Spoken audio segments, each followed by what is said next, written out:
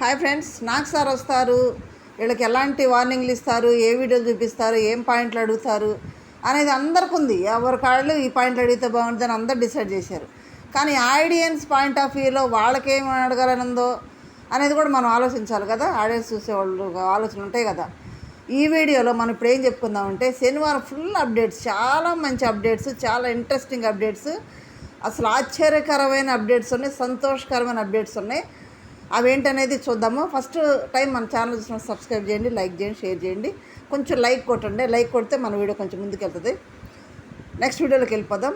First update ఏంటంటే, commoners నుంచి ప్రియ, మర్యాద మనీష్ ఇద్దరు డేంజర్ జోన్లో ఉన్నారని మన వీడియోలో పెట్టుకున్న ఓటింగ్లో కూడా. వీళ్ళల్లో ఖచ్చితంగా మర్యాద మనీష్ కానీ ప్రియ కానీ, అబ్బాయి అయితే ఆయన, అమ్మాయి అయితే ఏమని అనుకున్నా, మర్యాద మనీష్ ఇంటికి వెళ్ళిపోయాడు. చక్కగా టాటా బాబాయ్ అని మర్యాదగా పంపించారంట మర్యాద మనీష్ గారిని. ఓకే, మరి ప్రియాని ఎందుకు పంపించలేదంటే, వీళ్ళ మీద కోపంతో ఓటింగ్ అంతా కూడా ఫ్లోరాగా పడిపోయింది. ఫుల్ ఫ్లోరా పడింది. ఫ్లోరా ఏం చేయపోయినా కానీ భలే పడింది ఓటింగ్. Flora safe. ఇలాంటి వాళ్ళు ఉండబట్టి ఏమి చేయనాడు కూడా టాప్ 5 దాకా ఉన్న వాళ్ళు ఉన్నారు సీజన్లో. ఓకే, అందుకనే ఈ కామనర్స్ కూడా కొంచెం ఫ్లోరా పైకి వెళ్ళిపోయింది. మరి అది మనిషి గారు వెళ్ళిపోయారు. సెకండ్ అప్డేట్ ఏంటంటే, రీతు చౌదరికి ఫుల్ క్లాస్ ఇవ్వాలని ఎంతమందికి ఉంది. ఆ క్లాస్ ఇవ్వటం చూడాలని ఎంతమంది ఎదురు చూస్తున్నారో కామెంట్ చేయండి. ఓకే, ఎందుకంటే తను చేసిన తప్పు మామూలు తప్పు కాదు. పైగా అన్ఫెయిర్ అంతా కూడా అంత ఇదిగా కళ్ళకు కట్టినట్టు తను చేసే తప్పు తెలుస్తున్నా కానీ, తను చేసే తప్పు అని తెలిసి కూడా తప్పు చేసింది. ఏ విషయంలో చేసింది, డీమాన్ పవన్ రంగు బర్త్డే టాస్క్ వచ్చేటప్పటికి భరణి కానీ స్టాప్ అన్నది. స్టాప్ అని ఎందుకు అంది అనే సిచ్యువేషన్ అక్కడ లేదు, అయినా స్టాప్ అన్నది అక్కడ. మరి స్టాప్ అన్న తర్వాత పూసావు నువ్వు అనే రీజన్ చెప్పింది. అప్పుడు అక్కడికి ఆ సంజన అడిగింది కూడా, ఎందుకు స్టాప్ అన్నావు అని అంటే, నీకు చెప్పనవసరం లేదు, నేను ప్లేయర్స్తో చెప్తా అంది. తర్వాత ఎందుకు ఎలిమినేట్ చేసి అసలు ఆగకూడదు కదంటే, తీసేసేది బజర్ మోగిన తర్వాత కదంటే, అది నా ఇష్టం అని ఉంటుంది. తన ఇష్టం అంటే సంచాలకుగా ఉంటే ఎవరి రూల్స్ వాళ్ళు పెట్టుకొని ఎవరి రూల్స్ వాళ్ళు చేసుకోవచ్చా? ఇంకా బిగ్ బాస్ హౌస్ ఎందుకు మరి? మీరు చేసేసుకోండి, బిగ్ బాస్ సార్ చెప్పింది నాకు ఎందుకు?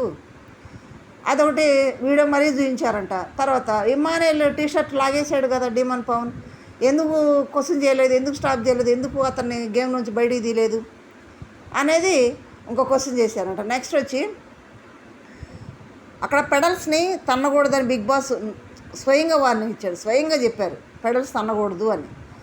అయినా కానీ మర్యాద మనిషి స్టార్టింగ్ వెళ్ళటంతో పెడల్స్నే తన్నేసాడు. ఎందుకు తన్నానో తెలుసా? మళ్ళీ భరణి గారు వచ్చి రంగు తీసుకోకూడదంట, అందుకని తన్నాడంట దాన్ని. అది కూడా వివరణ ఇస్తున్నాడు అక్కడ నైట్ కూర్చున్నప్పుడు. అంటే బిగ్ బాస్ ప్రాపర్టీని పాడు చేసినప్పుడు కాకుండా దాన్ని తన్నేనని తను ఒప్పుకుంటున్నాడు అక్కడ.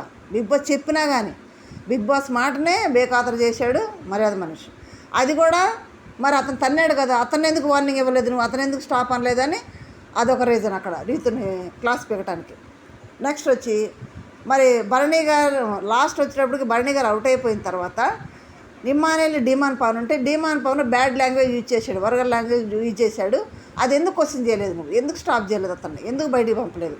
భరణి గారు ఆగిన తర్వాత స్టాప్ అన్న తర్వాత పూసేవన్నావు, మరి డీమాన్ పవన్ కూడా పూసాడు కదా, మరి అతను కూడా ఎందుకు ఎలిమినేట్ చేయలేదు అనేది. ఇవన్నీ కూడా నాకు సార్ ఖచ్చితంగా క్వశ్చన్లు వేసి ఉంటారు. దానివల్ల వీడియోలు చూపించి మరీ కూడా ఖచ్చితంగా ఫుల్ క్లాస్, ఫుల్ సండే కాబట్టి శనివారం సండే వీకెండ్లో మంచి జల్సీగా ఉండే మనకు మంచి భోజనం దొరుకుతుంది అనమాట. మంచిగా క్లాస్ పీకారంట. మళ్ళీ ఇంకోటి, తను అక్కడ చేసింది ఏంటంటే తప్పు తెలిసి చేసింది. అది తెలియకుండా చేస్తే తెలియలేదు అని అనుకోవచ్చు, తెలిసే చేసింది. తర్వాత పని తెలిసి చేసినా కానీ సారీ అనో లేకపోతే వాళ్ళకి ఏదైనా చెప్పుకున్నా బాగుండే, చెప్పుకోవాలి తను.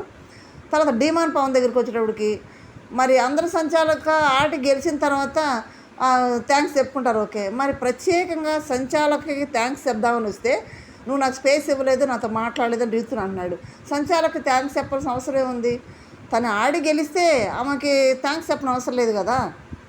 ఇదే పని మన శివన్న ప్రోగ్రాం అప్పుడు బిగ్ బాస్ షోలో, బిగ్ బాస్ 7లో ఏమైందంటే, మన యావర్ బ్యాలెన్సింగ్ గేమ్లో చూడలేదు, సంచాలకు చూడలేదు. అది శివన్న సంచాలకు ఉన్నాడు, సంచాలకు చూడలేదు. అది నాకు సార్ కనిపెట్టి, నాకు సార్ అక్కడ అడిగితే, అప్పుడు పవరాస్త్ర టాస్క్ అనమాట. అది పవరాస్త్ర వచ్చింది ఎవరికి, అక్కడ అడిగితే వెంటనే పవరాస్త్ర నాకు వద్దు సార్ అన్నాడు. అది పౌల్ గేమ్ అన్నారు కాబట్టి ఆ పవరాస్త్ర నాకు వద్దు అన్నాడు. అంత నెక్కచ్చిగా అంత నిబ్బరంగా అన్నాడు యావర్. వెంటనే అది తీసుకెళ్ళి స్టోర్ పెట్టేశారు. అంటే తన తప్పు అని ఒక మనిషి చెప్పినప్పుడు దాన్ని సరిదిద్దుకోవాలంటే సరిదిద్దుకుంటే ఆడియన్స్లు ఎక్కడో ఉంటారు. ఎవరు అట్లా చేసిన పనికి చాలామంది ఆడియన్స్ చాలా అప్రిషియేట్ చేశారు. ఇక్కడ డీమాన్ పవన్ కూడా రీతు నువ్వు చేసిన తప్పు ఇది, నేను కష్టపడి తెచ్చుకోలేదు ఈ కెప్టెన్సీ అని కనుక ఒకవేళ నాకు సార్ ముందు కనుక ఒప్పుకొని ఉంటే ఆ కెప్టెన్సీ అనేది ఉంచేవాళ్ళేము. ఇప్పుడు చూడు ఆ రీతు చేసిన పనికి డీమాన్ పవన్ కూడా మరి బ్యాడ్లో పడిపోయినట్టే కదా, తనకు సపోర్ట్ చేసినట్టే కదా, తను చేసిన తప్పుని ఎంకరేజ్ చేసినట్టే కదా. ఇప్పుడు కెప్టెన్ పదవే పీకేశారు. ఎందుకు కష్టపడి తెచ్చుకోలేదు కదా, అది ఆ అన్ఫేర్ డెసిషన్స్ తోటి ముగ్గురికి అన్యాయం అనేటువంటి తీర్పునిచ్చి ఒకరిని కెప్టెన్ చేసింది. అది కరెక్ట్ కాదు కదా. అందుకని ఆ పదవిని పీక్ అవతల పడిచారు. నాకు సార్ మంచిగా చేశారా చెడు చేశారా? మంచి చేశారంటే కామెంట్ చేయండి, చెడు చేశారన్నా కామెంట్ చేయండి. ఓకే, ఎంతమందికి ఇష్టం కామెంట్ చేయండి. నెక్స్ట్ అసలు ఇంట్రెస్ట్ అయింది, చాలా ఇంట్రెస్ట్ అయింది. అందరూ ఎదురు చూస్తుంది, చాలా సంతోషపడేది.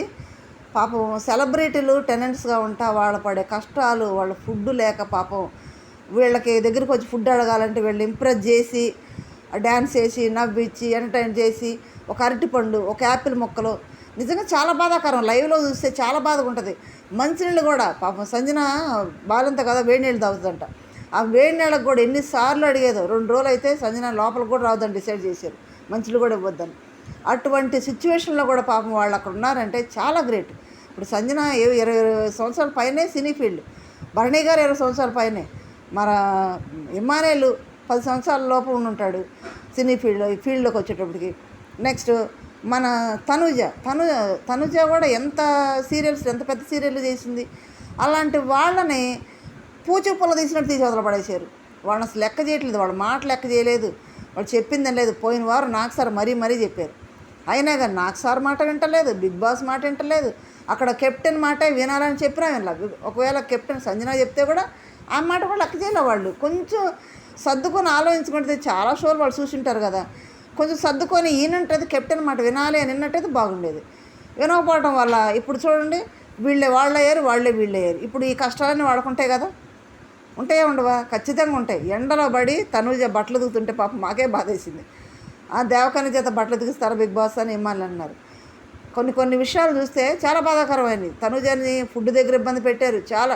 వాళ్ళ బట్టలు ఉతికి ఐరన్ చేసి ఎండబెట్టి వాళ్ళకి ఇవ్వాలా? వాళ్ళు అగ్ని పరీక్షలో ఏం చేసి వచ్చారని వీళ్ళకంత హైప్ ఇచ్చారు. ఒకవేళ వాళ్ళ బుద్ధులు బయట పెడతానికి ఒకరు బిగ్ బాస్ ఈ స్ట్రాటజీ ప్లే చేశారేమో కానీ అట్లాగే వాళ్ళ బుద్ధులని బయటపడి ఇప్పుడు వీళ్ళే వాళ్ళయ్యారు. మరి వీళ్ళ పడే కష్టాలు ఎట్లుంటే చూడాలి. కానీ అంత కఠినంగా సెలబ్రిటీలు ఉండరని అనుకుంటున్నాను నేను.